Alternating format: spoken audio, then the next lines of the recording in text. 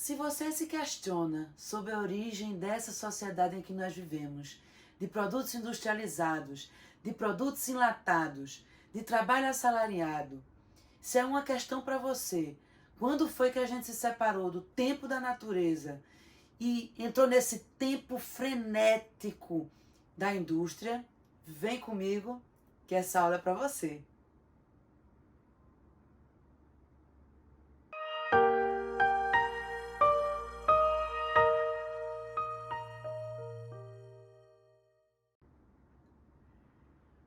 Oi pessoal, tudo bem? Eu espero que estejamos todos muito bem e preparadíssimos para essa aula que é super importante, né? Uma aula sobre revolução industrial. Quando a gente vai entender como é que se deu essa modificação, essa introdução da indústria na sociedade ocidental e especificamente, no caso da primeira revolução industrial, na Inglaterra. Então vamos lá. Se a gente fosse resumir em uma frase o que foi a Revolução Industrial, foi a substituição da força humana pela força mecânica. A substituição do homem que movia as máquinas pela força mecânica que agora vai mover as máquinas. Essa Revolução Industrial estabelece o último passo da tomada burguesa do poder na Inglaterra. Nós estudamos a Revolução Inglesa e nós vimos que na Revolução Inglesa a burguesia alcança o poder político na Inglaterra através da monarquia parlamentarista. Aqui na Revolução Industrial nós vamos ver a burguesia alcançando o poder econômico, total controle econômico da Inglaterra. Nós vamos ver a burguesia instaurando na Inglaterra o modelo capitalista.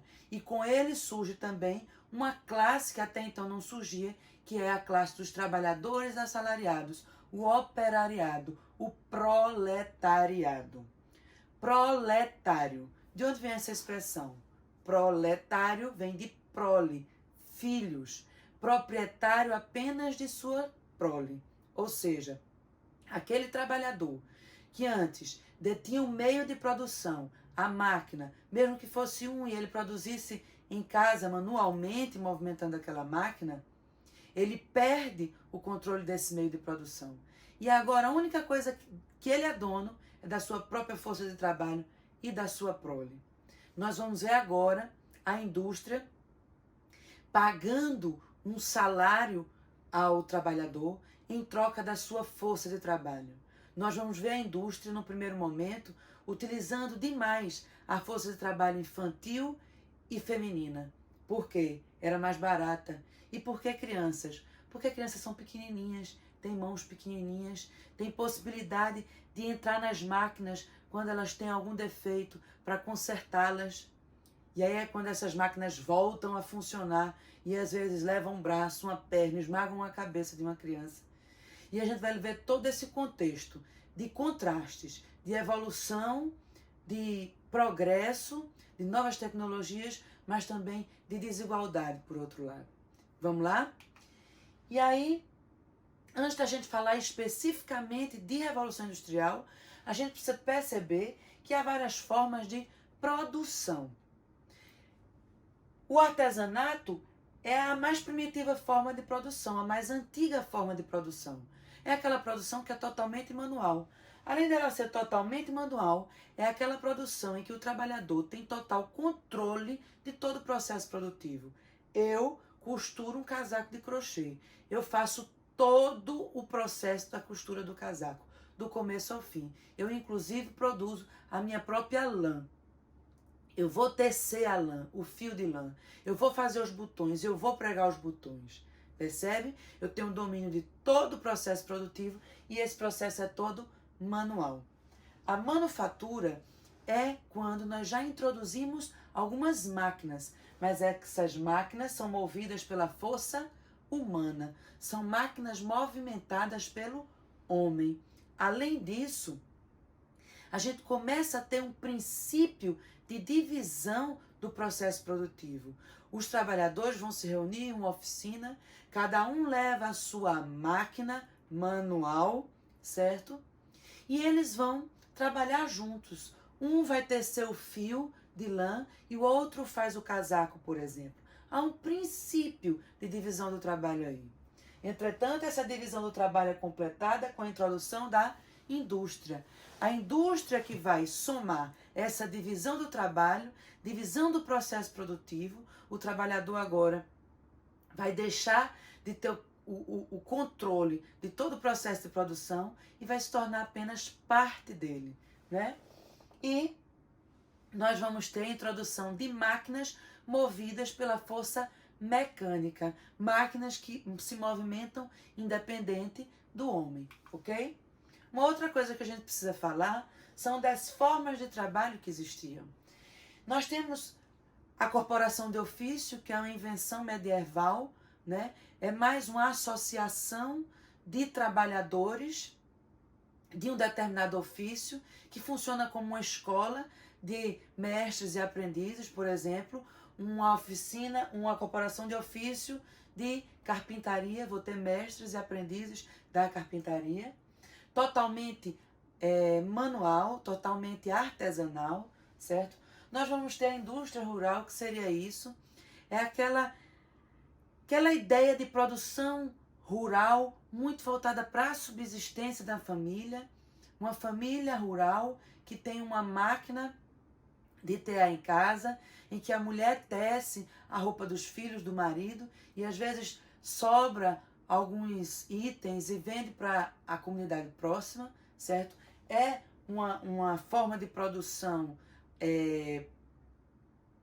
ainda artesanal, mas já introduz algumas máquinas manufatureiras, ou seja, movidas pela força humana, e a manufatura, que é quando eu vou reunir trabalhadores, cada um tomando conta da sua máquina e fazendo parte daquele processo de produção.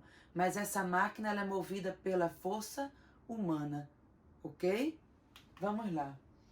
Então, nós percebemos que a Revolução Industrial, a primeira Revolução Industrial, ela acontece primeiramente, antes de tudo, na Inglaterra.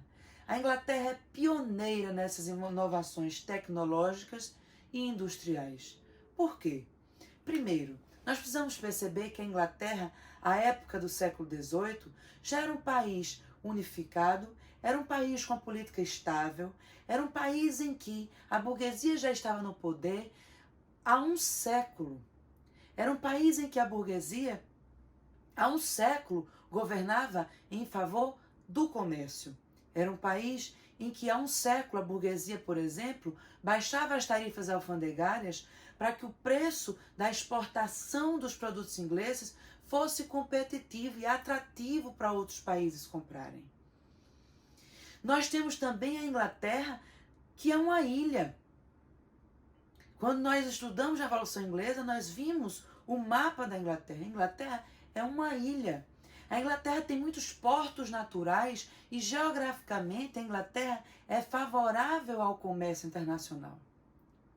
Além disso, a Inglaterra tem muitos rios navegáveis que ligam todo o seu território e favorecem, intensificam esse comércio interno, essas trocas comerciais internas. Mas nós temos ainda pontos muito estreitos ligados com a Revolução Inglesa que nós estudamos, que propiciam e que dão condições para que aconteça de fato a Revolução Industrial na Inglaterra no século XVIII.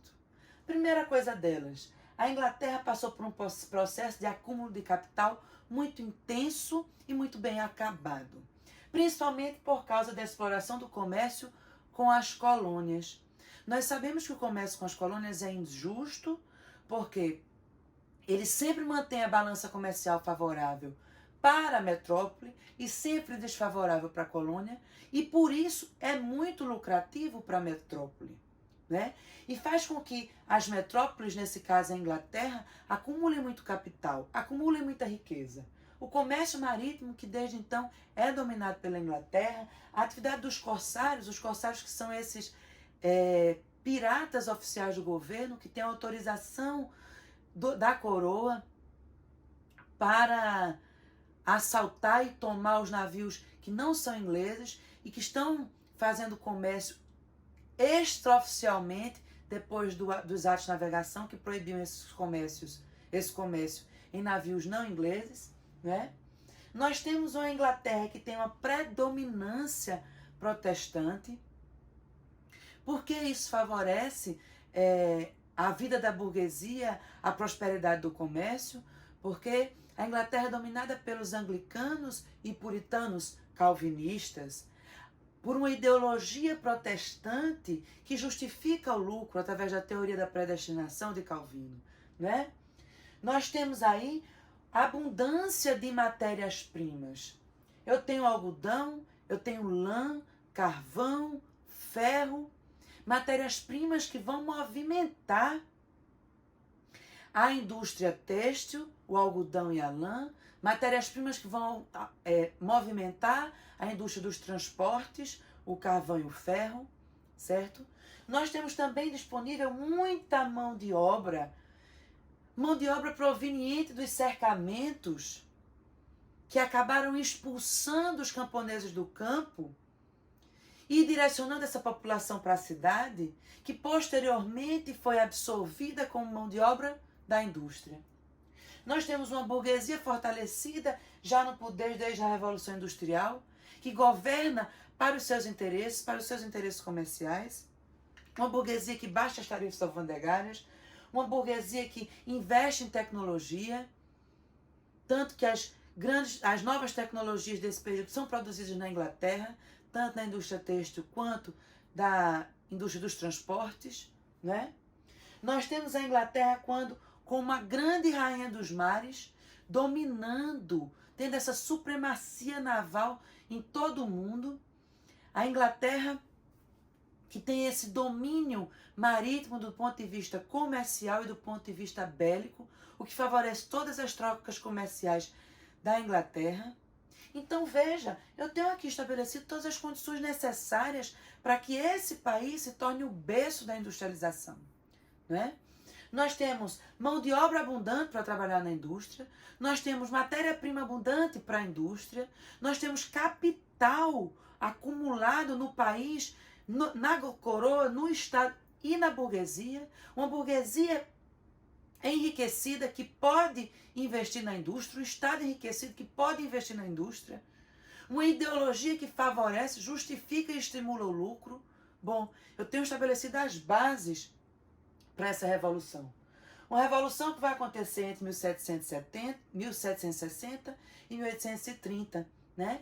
Principalmente tem como matéria-prima, acho que a gente já falou, algodão, lã, ferro, carvão, vão alimentar a indústria têxtil e de transporte, vai se concentrar sobretudo na Inglaterra por esses fatores que a gente já citou, e os avanços científicos que acontecem são sobretudo na área da física. A hidráulica, os motores hidráulicos, os motores a vapor, os motores mais na frente hidrelétricos e elétricos, é a física se aprofundando, encontrando possibilidades de gerar energia que movimentem essas máquinas e substituam a energia humana, né? E a gente tem algumas inovações tecnológicas da indústria têxtil, a lançadeira volante, o TA hidráulico, o TA mecânico, tudo isso vai acelerar e vai aumentar a produtividade da indústria têxtil. O navio a vapor, a locomotiva a vapor, novidades dos transportes que de uma forma ou de outra vão tornar o comércio muito mais efetivo, muito mais rápido, muito mais lucrativo, uma vez que as trocas comerciais vão se dar em menos tempo, vão ser menos caras, menos custosas, não é? A locomotiva a vapor, que é criada essa tecnologia durante a primeira Revolução Industrial, mas tem um boom muito grande na segunda Revolução Industrial, mais especificamente, nós vamos ter como consequências da Revolução Industrial, de todas essas mudanças tecnológicas, todas essas mudanças na produção, elas não passam despercebidas pela sociedade, pelo mundo. Elas provocam grandes transformações, tem grandes consequências. Principal delas, nós tivemos inovações tecnológicas, nós criamos muitas máquinas. Essas máquinas agora passam a competir com os artesãos que entram em falência, que não têm condições de competir com a produtividade e a rapidez de uma máquina e acabam entrando em colapso a essa produção artesanal. Nós vamos ter o êxodo rural ainda mais intensificado. A situação no campo pode estar difícil, mas a cidade tem a esperança da indústria que pode empregar. As pessoas migram para a cidade e tornam essas cidades superpopulosas. Cidades altamente inchadas, superpopuladas. Cidades repletas de cortiços, cidades escuras, cidades poluídas, cidades insalubres, úmidas, sem nada de saneamento, sem esgotamento sanitário. Então, nós temos aí cidades industriais que surgem em torno das indústrias. Veja, não são as indústrias que vão para as cidades. As cidades acabam começando a surgir em torno das indústrias. Os operários vão morando, se organizando em torno da indústria. E a vida do homem deixa de ser guiada pelo tempo da natureza, acordar para plantar, com o sol nascendo para plantar, dormir com o sol se pondo. E aí nós saímos dessa lógica natural e entramos na lógica da indústria, né? Nós acordamos com o sinal da indústria e dormimos com o fim do expediente da indústria, né? Nós temos a burguesia detentora dos meios de produção, a burguesia dona das máquinas, máquinas agora movidas mecanicamente e que precisam, que são caras e que precisam do capital burguês para serem compradas, né? Nós temos trabalhadores assalariados. Até então, a gente não falava em uma classe de trabalhadores assalariados, pessoas que vendem a sua força de trabalho, e principalmente porque é uma novidade, gera muita exploração, porque não tem nenhum tipo de regulação desse trabalho, né? Limite de horas trabalhadas, e a gente tem 16 horas de trabalho em média por dia nesse período, né? Não tem regulação de idade, não tem regulação de salário, de remuneração. E muitas vezes a remuneração e os salários não são compatíveis nem com as necessidades básicas de subsistência. Nós temos aí a divisão completa do trabalho, o amadurecimento da divisão do trabalho, da divisão do processo de produção. O trabalhador agora não mais domina todo o processo produtivo. O trabalhador, esse é um conceito marxista de alienação. Ele é alienado do processo de produção. Ele é retirado dele o domínio sobre todo o processo. Agora, ele se torna apenas uma parte da linha de produção. Eu não sei mais fazer o casaco todo, eu não sei mais fazer o fio do casaco, não sei mais tecer ele todo e colocar o botão. Minha função é agora apenas, por exemplo, pregar um botão. E eu passo o dia inteiro pregando botão, certo? E aí, do ponto de vista dos industriais, dos burgueses, isso aumenta a produtividade. Com certeza, eu passo o dia pregando botões. Eu prego botões com muito mais velocidade e efetividade. Produzo muito mais do que se eu tivesse pregando 1, 2, 3 botões de 3 calças que eu faço por dia, por exemplo. E aí nós temos esse cenário aqui retratado por Gustave Doré, né? Um cenário de uma Londres empobrecida, cheia de gente pobre, suja, né? Cinzenta, um ar poluído, cheio de fumaça, não é? Muitos cortiços, uma cidade escura, uma cidade insalubre. Mas esse artista, Gustave Doré, ele meio que retrata o lado sombrio da Revolução Industrial. o lado da desigualdade, da pobreza, da exploração. Entretanto, a Revolução Industrial vai ser principalmente retratada por artistas financiados pela burguesia enriquecida nesse momento. Uma burguesia que vai retratar o lado iluminado dessa revolução, o lado das tecnologias, do progresso, da belle époque que vem em seguida, dessa grande esperança no futuro, esperança nas novas tecnologias. Mas tudo isso não se afasta, não se separa desse contraste com o pobre, com a exploração, com o insalubre, certo? Bom, mas todas essas mudanças não passam despercebidas da sociedade e não passam sem resposta. A sociedade dá resposta a essas mudanças, principalmente a essas explorações.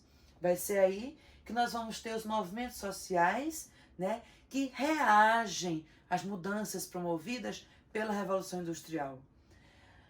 O primeiro movimento social é o movimento ludista ou ludita, preconizado por Ned Ludd.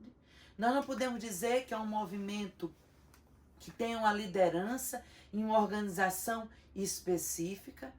É um movimento que começa quando Ned Ludd percebe e faz associação entre as condições precárias de trabalho dele e dos colegas trabalhadores às máquinas. Inicia um movimento de quebra-máquinas na indústria onde ele trabalhava, na fábrica onde ele trabalhava.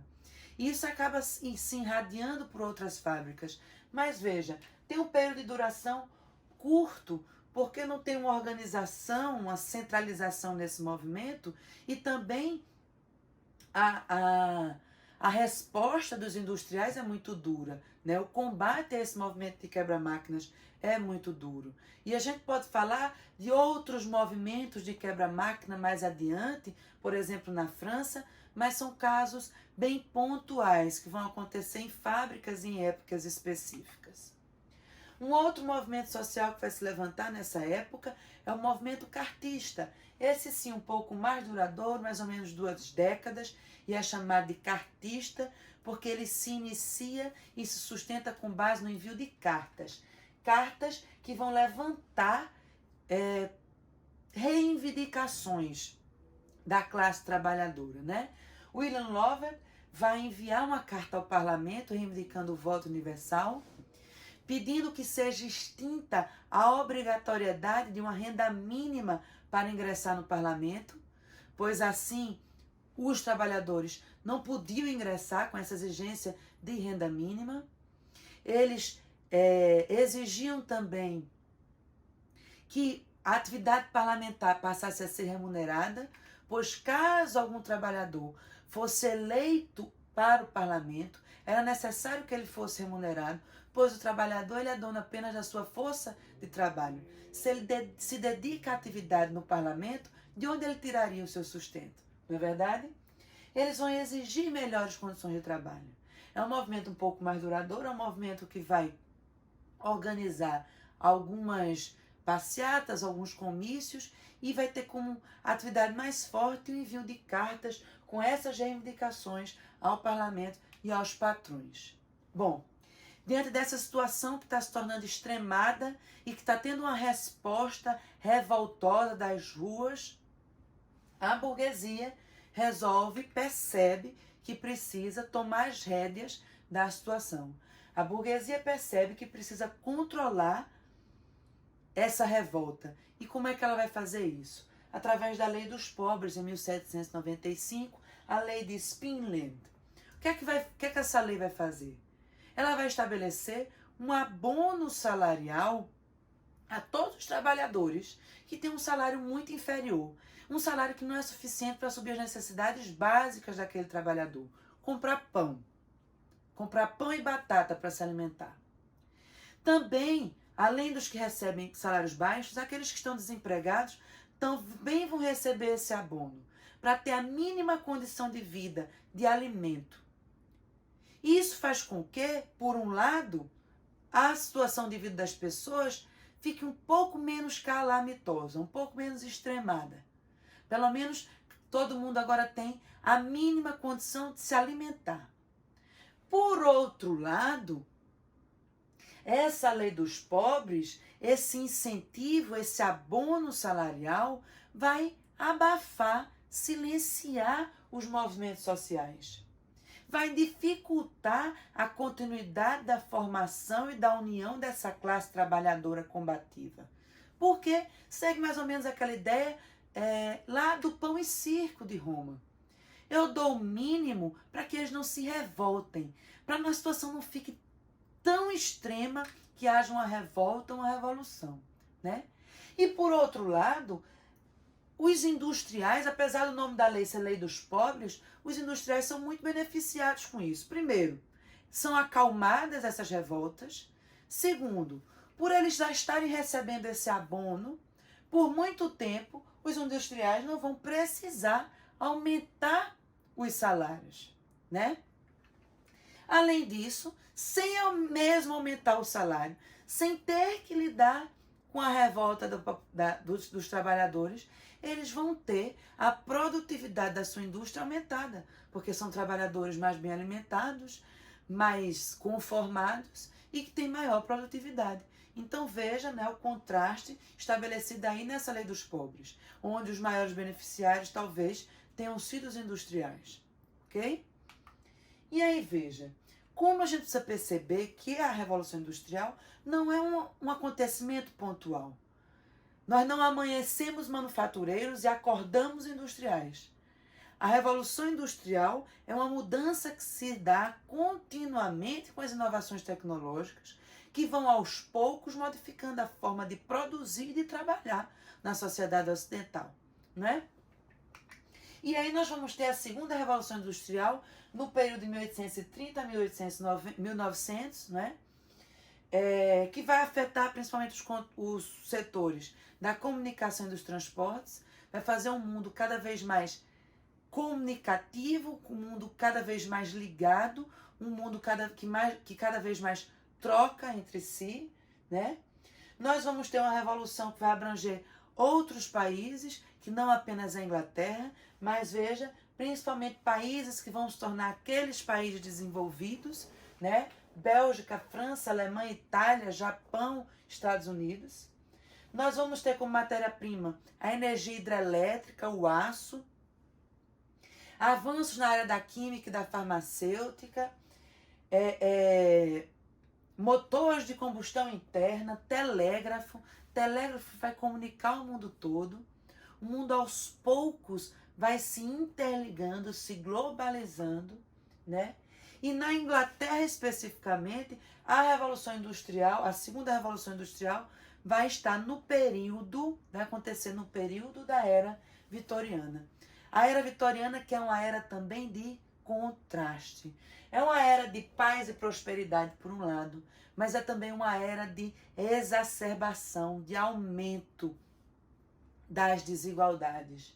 Por quê? É uma era em que a Inglaterra vai enriquecer ainda mais por causa da expansão do colonialismo, da exploração de colônias na África e na Ásia.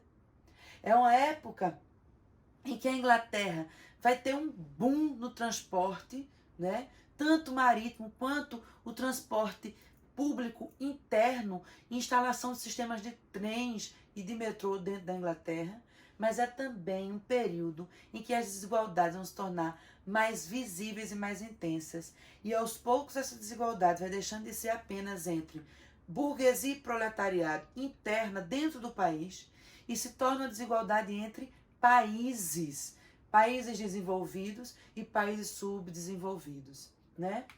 Essa citação aqui é bem característica da época vitoriana, não só da época de vitoriana, mas de todo esse contraste produzido pelas novas tecnologias.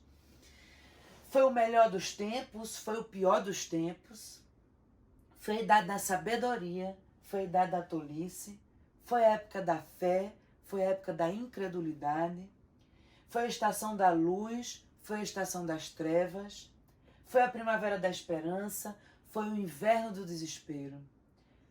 Tínhamos tudo diante de nós, não tínhamos nada diante de nós.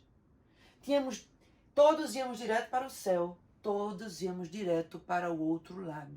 Esse contraste, claro, escuro, bom e mal. desenvolvimento e subdesenvolvimento, riqueza e exploração, né?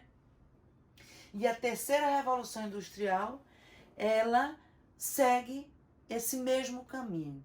Desenvolvimento tecnológico, mas por outro lado, avançam também as desigualdades entre os países. É a única revolução que vai alcançar o globo inteiro através da globalização, mas alcança o globo inteiro em naturezas diferentes, né? Nos países desenvolvidos consegue alcançar o seu desenvolvimento máximo, o positivo dessa revolução, certo? Riqueza, qualidade de vida. Mas nos países desenvolvidos, quando as máquinas são introduzidas em um país em que a maior parte da população ainda vende a força de trabalho braçal, a máquina entra e produz desemprego. E nós ainda não conseguimos equilibrar essa discrepância entre máquinas e desemprego, máquina e trabalho braçal, máquina e capacitação, não é? E aí nós temos uma revolução que atinge os setores do comércio, da agricultura, da pecuária, dos serviços, bem mais abrangente. É a época das ligas metálicas, da eletrônica, da energia atômica, a biotecnologia e a energia genética, para alguns, está na quarta revolução industrial. Mas são esses avanços contínuos que estão configurando as revoluções industriais. São esses avanços contínuos, né, que vão modificando a forma de produzir e viver na sociedade ocidental e vão aprofundando a nossa forma capitalista de organizar a economia.